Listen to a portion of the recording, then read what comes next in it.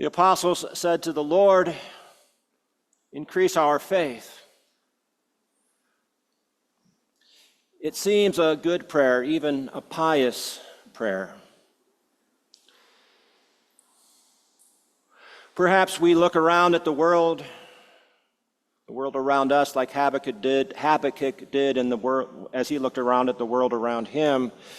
Perhaps we look around and see too much violence and injustice, and it seems not enough God.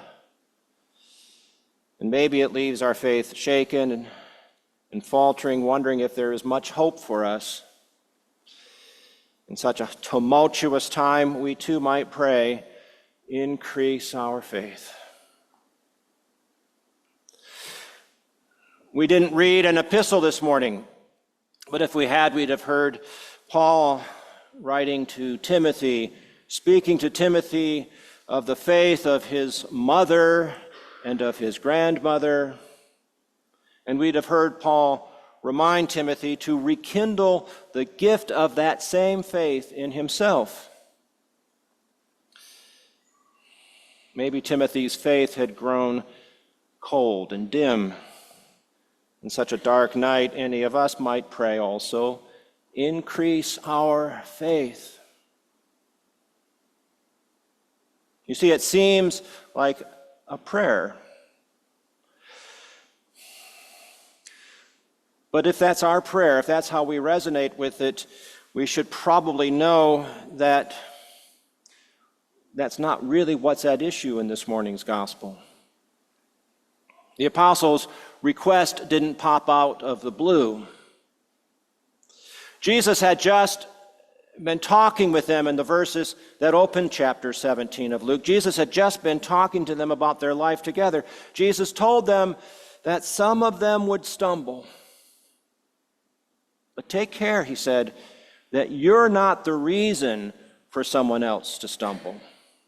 It would be better for a millstone to be hung around your neck, he said, and your body thrown into the sea. Eek. Jesus went on and he told them to hold one another accountable when they mess up. To take the other person to task. But then without taking a breath, Jesus said they needed to be ready to forgive that person, always ready to forgive that person again and again and again, 7 times a day, if that's what it took. And all this on top of everything else Jesus had been telling them. The Beatitudes come to mind. Blessed are the poor, the hungry, the meek, those who weep, the peacemakers. Love your enemies, Jesus went on to say. Do good to those who hate you. Bless those who curse you. If anyone strikes you on the cheek, offer the other also. Jesus had told them that. Love one another as I have loved you. He said they would need to take up their cross if they wanted to be counted as one of his followers. It was a lot he asked of them. One way and another, the way Michael Curry used to put it, one way or another, Jesus said that they were called to forgive like Jesus, to live like Jesus, to love like Jesus, to give like Jesus. And I rather suspect it felt to them like they just didn't have it in them to do that. So they say to Jesus, "Lord, increase our faith." It's a demand more than a prayer. To which Jesus replies, "If you had faith the size of a mustard seed." And maybe that sounds like a rebuke, and I suppose I should allow maybe it is. Maybe Jesus is saying, they have no faith at all. But I rather think the opposite. I rather think they've shown plenty of faith already, and I rather think Jesus knows that. This is how Eugene Peterson translates Jesus' response. Eugene Peterson's translation, you don't need more faith. There is no more or less in faith. If you have a bare kernel of faith, say the size of a poppy seed, you could say to this sycamore tree, go jump in a lake, and it would do it. Robert Capon sums it up this way. The apostles asked for more faith. Jesus tells them that if they had even less than they now have, faith like a mustard seed has got to be very little.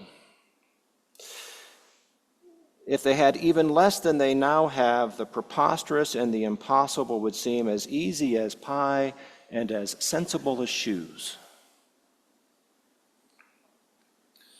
And I should tell you, I don't think we need worry about making trees jump. Down through the ages, there have been all sorts of stories told about the saints of God and the miracles they performed, and some of those stories are doozies. But I don't recall any saint who had the power to make trees fly. And Jesus himself didn't settle for magic tricks. That, I remind you, was one of the temptations in the wilderness. No, I don't think Jesus was ever looking for his followers to do the absurd. He was simply challenging them to do more than they thought they could, to live in unconventional ways. Now, that may not be happy news. It may not be the news they wanted to hear, but it is good news all the same. I think Jesus is saying that if they have faith the size of a mustard seed, and they do, they can do more than they think they can. They're asking for the wrong thing. They don't need more faith. They need only put to use the faith they already have. And I think that's why Jesus goes on then to tell a story immediately about the chores of a servant. The chores done outside and the chores done inside. Faith is a matter of doing what needs to be done, big or small, great or mundane, just because it needs doing.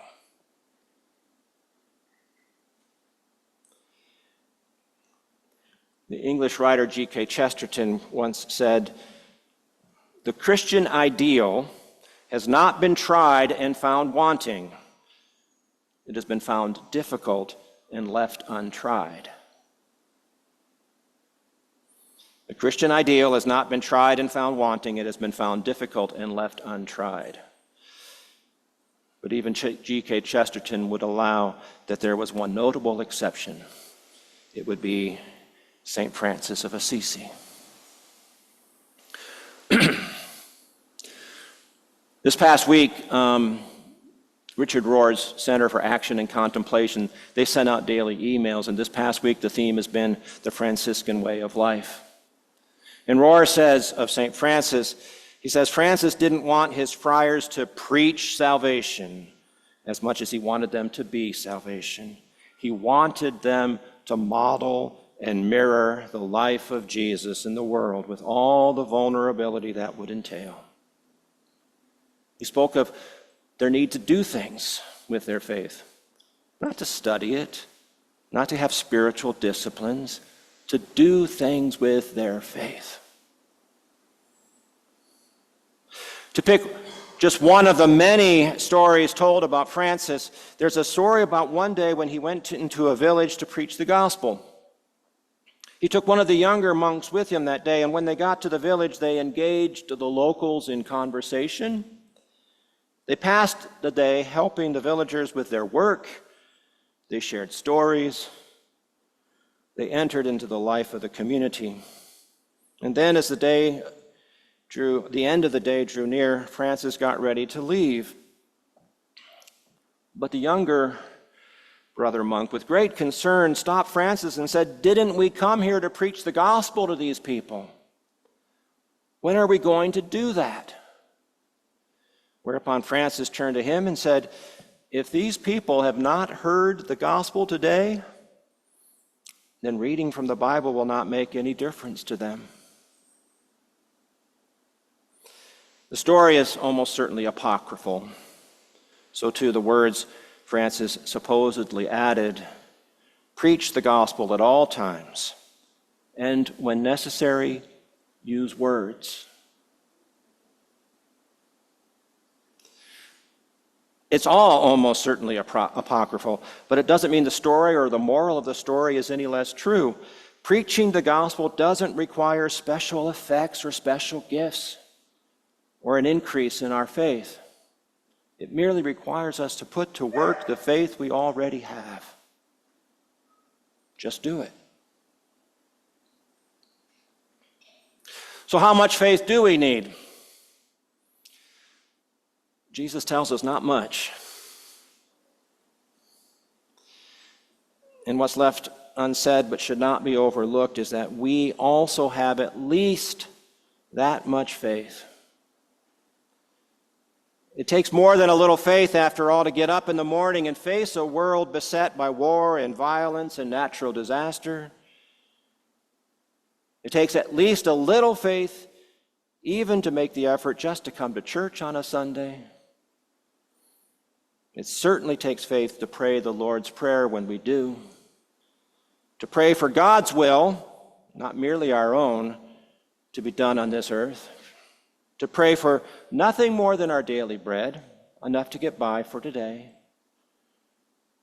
to forgive others as if our own forgiveness depended on it. Nadia Bolz-Weber, who describes herself as the sarcastic Lutheran, she says we often fail to recognize the faith we already have, and she offers what she calls an incomplete list of what the faith we already have looks like. Her list includes this: if you dream about a good future for your children, that's a form of faith. If you are moved by the faith of your ancestors, that also counts. If you have doubts, that is also a form of faith, because at least you're still engaged in the question.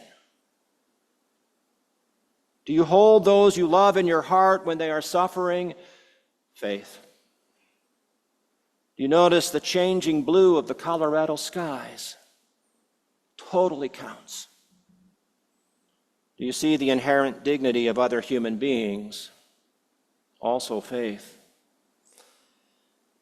Have you asked someone to pray for you because you just can't pray right now?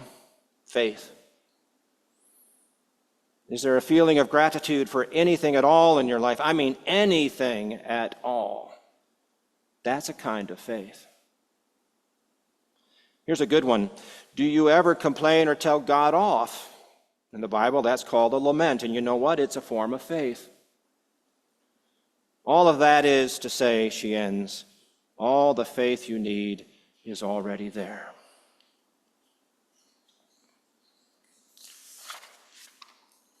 Jesus, in this morning's gospel, pushes past the spectacle of uprooting trees and points instead to the hard work of a servant performing duties.